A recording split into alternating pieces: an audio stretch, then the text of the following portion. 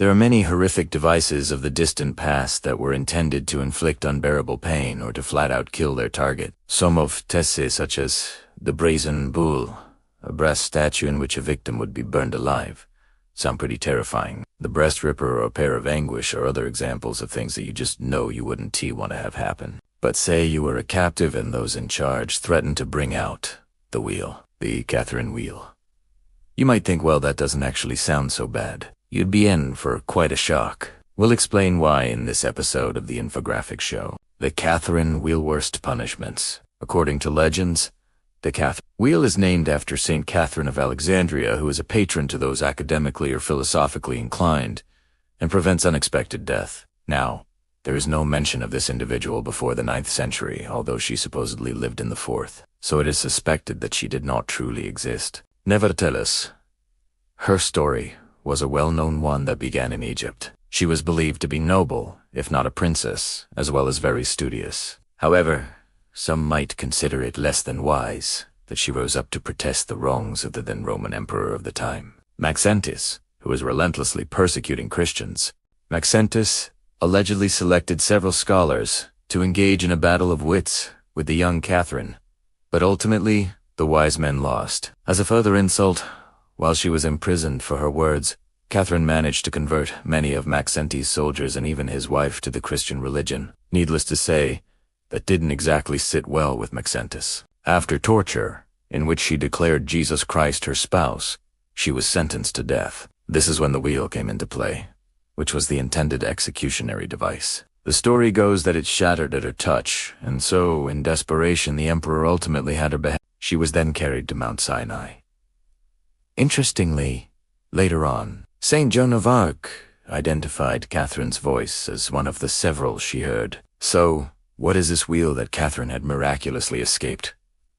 But that went on to kill many of the less fortunate. Another name it is known by, the breaking wheel, will probably give you some ideas. It was a wheel made of wood, similar if not the same as those used on carriages.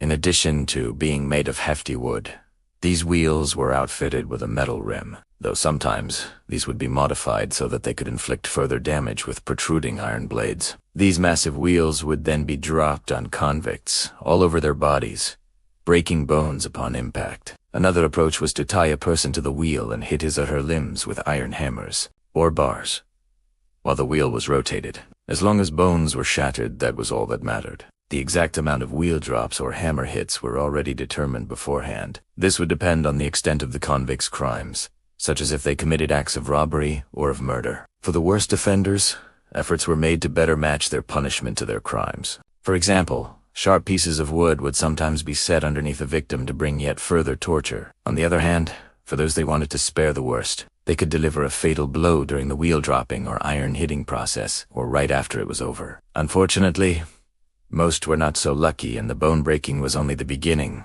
or step 1 of 2 or 3. Following step 1, bodies were typically threaded through the spokes of another wheel. While this would be difficult to do with a normal person, it was much easier once their limbs were broken. The wheel was then attached to a pole and displayed for all to see, much like those who had undergone crucifixion. At these points, some would be cut apart or strangled, which would finally, though painfully, end their suffering. Others would be placed above a blazing fire, or alternatively, thrown directly in one. It was even possible for the individual to be hung while on the wheel, though this option was generally reserved for those who had been found guilty of either the very worst crimes or multiple serious offenses. The executioners in charge had no mercy even upon the souls of those they had killed. Bodies were simply left where they had been thrown or hung to be eaten away by the beaks, teeth, and claws of wild animals. Many believed that this would prevent the souls from ever finding eternal peace. It would also serve as a gruesome warning to others. There was but one little hope for those sentenced to death by a Catherine wheel,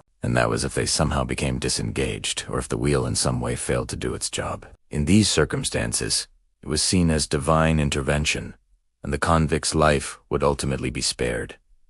However, this was highly unlikely. It happened so rarely that when it did, it would become the subject of religious paintings depicting the miracle. More often than not, those given this sentence never made it into works of art.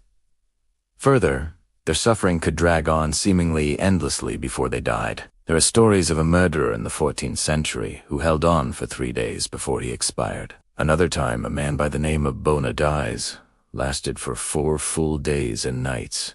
A more questionable account of a German serial killer in the 1500s claimed that he remained alive with the help of alcohol for as many as 9 days. But, again, more likely than not, this last account is just another legend. The Catherine or breaking wheel was quite a horrible device. It was used as a method of public execution in Europe from antiquity to early modern times. Bavaria utilized it until it was outlawed 1813, and its suspected last use was in Prussia as late as 1841. We are all too thankful, as are modern-day criminals, that over time it lost favor with most societies. Which leads to the question, in the case of convicted murderers who have taken the lives of others, what punishment is just and what is going way too far? Also, be sure to check out our other video called Most Horrifying Punishments in the History of Mankind. Thanks for watching, and, as always, don't forget to like, share, and subscribe. See you next time.